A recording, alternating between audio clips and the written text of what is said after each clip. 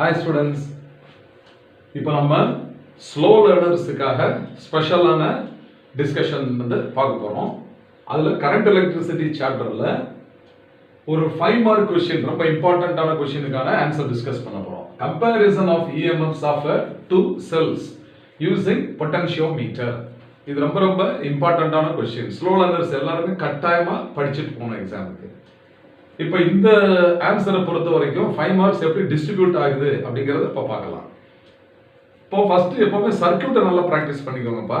சர்க்கியூட்டை இப்போ பொட்டன்ஷியோமீட்டர் நம்ம லேப்ல பார்க்கும்போது ஒரு உடன் போர்டு மேல 10 வயர் இருக்கும் இல்லையா, 10 மீட்டர் வயர் இருக்கும், மேங்கனீன் வயர் இருக்கும். அப்போ அதை சிங்கிள் வயரா காமிச்சிருக்கோம், சிடி. அந்த 10 மீட்டர்னா 10 செக்மெண்ட் போட தேவையில்லை, ஒரே செக்மெண்டா காமிச்சா அதை சிடி அப்படின்னு ரெப்ரசென்ட் பண்ணிடுவோம். அப்ப சிடி தான் பொட்டன்ஷியோமீட்டர் வயர். இந்த வயருக்கு மேல இருக்கிற சர்க்கியூட்டுக்கு பேர் வந்து பிரைமரி சர்க்கியூட். அதுக்கு கீழே உள்ள சர்க்கியூட்டுக்கு பேர் என்னன்னு கேட்டீங்கன்னா செகண்டரி சர்க்கியூட். அப்போ எப்படி இந்த சர்க்கியூட்டை வரைகிறது? அப்போ ஃபர்ஸ்ட் ஒரு ஸ்ட்ரைட் லைன் சிடி போட்டுக்கோங்க. அதுக்கு மேல பேட்டரி, அப்புறம் ஒரு கீ, அப்புறம் ரியோஸ்டாட். இந்த 3 சீரீஸ்ல இருக்குது. So between C and D series of battery, key and rheostat are connected. அப்போ கீழே CD க்கு கீழே செகண்டரி சர்க்யூட் சொல்றோம் இல்லையா, அதுல என்னென்னலாம் இருக்கு? அப்போ இங்க 1 2 3 4 5 6 டெர்மினல் சுவிட்ச் ஒன்று இருக்கு பாத்தீங்களா? இதுக்கு பேரு DP/DT சுவிட்ச், டபுள் போல் டபுள் த்ரோ சுவிட்ச். ஓகேவா? அதுல 6 டெர்மினல்ஸ் இருக்கும். அதுல MN அப்படிங்கிறது நடுவுல உள்ள டெர்மினல்ஸ். MN M1 N1 அப்படிங்கிறது இதுக்கு மேல உள்ள டெர்மினல்ஸ். அதுல ஒரு செல் கனெக்ட் பண்ணிருக்கோம், அதோட EMF E1. அதே மாதிரி MN க்கு கீழே M2 N2ங்கிற டெர்மினல்ஸ் இருக்குப்பா. அதுல ஒரு செல் கனெக்ட் பண்ணிருக்கோம், அதோட EMF வந்து E2 இல்ல ε2 கூட சொல்லலாம். அப்ப ε1 is the EMF of one cell. அது வந்து நம்ம லெக்லாஞ்சி செல்னு பிராக்டிகல்ஸ்ல படிச்சிருப்போம்.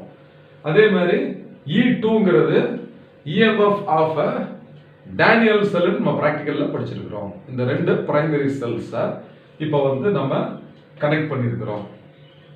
இப்போ பாத்தீங்கன்னா இந்த MNல ஒரு ஹேண்டில் இருக்கும். இந்த ஹேண்டிலை வந்து நம்ம ஒரு டைரக்ஷன்ல மட்டும் தான் டில்ட் பண்ண முடியும், either towards E1 or towards E2. புரியுதா? சரி, அப்ப the DP/DT is in series with what? A galvanometer, which is again in series with a high resistance. ஓகேவா? இது வந்து நம்ம 2000 ஓம் யூஸ் பண்ணலாம். அப்புறம் அதோட சீரீஸ்ல ஜாக்கிங்கிறது ஒரு ஸ்லைடிங் கான்டாக்ட் மெட்டல் ஜாக்கி.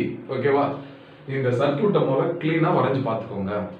அதுக்கப்புறம் அதவே திரும்பவும் பிரைமரி சர்க்யூட் அப்படின்னு போட்டு it contains battery, key and rheostat connected to the potentiometer wire CD. ஓகேவா? அதுக்கப்புறம் இந்த செகண்டரி சர்க்யூட், அதுல என்னென்ன இருக்கு? இட் கண்டைன்ஸ் DP/DT ஸ்விட்ச், galvanometer, high resistance and Jackie. they are in series. இது எழுதிக்கோங்க. புரியுதா? ரொம்ப சிம்பிளா படிங்க, சிம்பிளா எழுதுங்க. எக்ஸாமினேஷன்ல பேப்பர் திருத்துற டீச்சருக்கு வந்து இத உங்களை ரொம்ப அப்ரிஷியேட் பண்ணுவாங்க. சிம்பிளா நீட்டா எழுதிருக்கீங்க, பட் டிக் பண்ணி உடனே மார்க் ஃபுல்லா கிடைக்கும் உங்களுக்கு. அதுக்கப்புறம் இதோட எக்ஸ்பிளனேஷன் ரொம்ப பிரீஃபா கொஞ்சமா எழுதணும் இல்லையா நம்ம ஸ்லோ லேர்னர்ஸ். அப்ப நீங்க ஸ்டெப் 1 அப்படின்னு போட்டுக்கோங்க. இதுல ஃபர்ஸ்ட் ஸ்டெப் என்ன செய்ய போறோம்னு கேட்டீங்கன்னா, இந்த DP/DT ஸ்விட்ச் இருக்குல்லப்பா, இந்த ஸ்விட்சை வந்து we turn towards the cell of EMF ε1. நீங்க படிக்கும்போது எப்சிலான் சொல்ல வேண்டாம், E1 ன்னு படிங்க. கேபிட்டல் E1 சிம்பல் கூட நீங்க போட்டுக்கலாம், தப்பு இல்ல. அப்போ இந்த செல்லை நம்ம கனெக்ட் பண்றோம். ரெண்டாவது செல் ஓபன் சர்க்யூட் ஆகும், கனெக்ட் ஆகாது. அப்போ செல் 1ல இருக்கிற கரண்ட் சிடிங்கிற வயர்ல போகும்போது ஜாக்கியை நம்ம ஸ்லைடு பண்ணிக்கிட்டே இருப்போம் இல்லையா? ஜாக்கி ஸ்லைடு பண்ணும்போது இந்த பேலன்சிங் லெங்த் L1 மெஷர் பண்ணணும். அப்போ அதாவது கேலோமீட்டர் 0 வரும்போது இதெல்லாம் பிராக்டிகல்ஸ்ல நீங்க படிச்சிருப்பீங்க இல்லையா? அப்ப டைரக்டா நம்ம எழுத போறோம், நோ எக்ஸ்பிளனேஷன். அப்ப என்ன?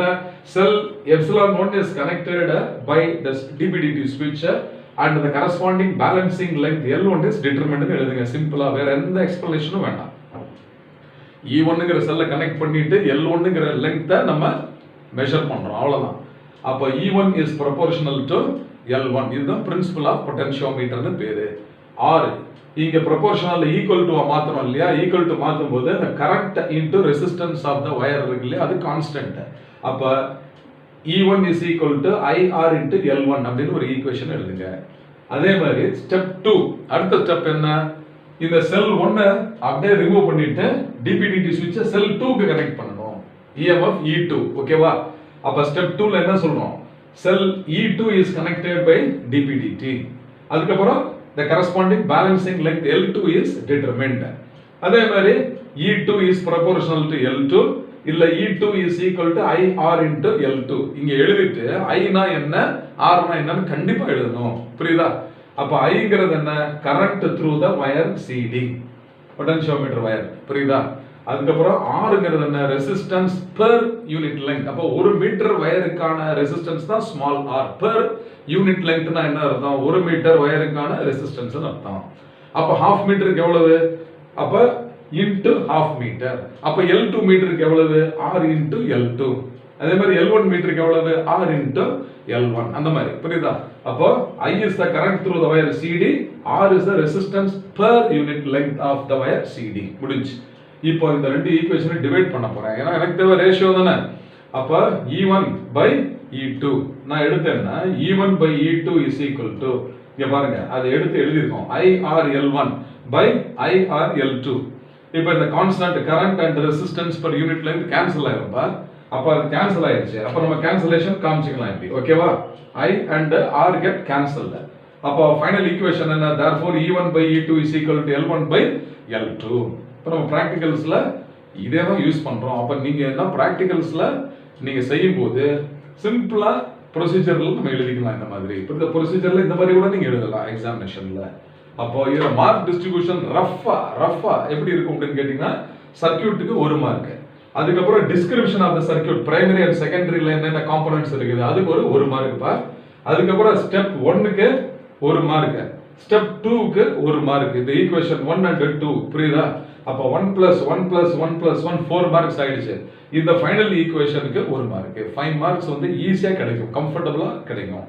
அப்ப இந்த லெசன் கரண்ட் எலக்ட்ரிசிட்டி சாப்டர்ல வந்து பாத்தீங்கன்னாக்கா நம்ம ஏற்கனவே 3 5 மார்க் क्वेश्चंस நம்ம பார்த்திருக்கிறோம் இல்லையா?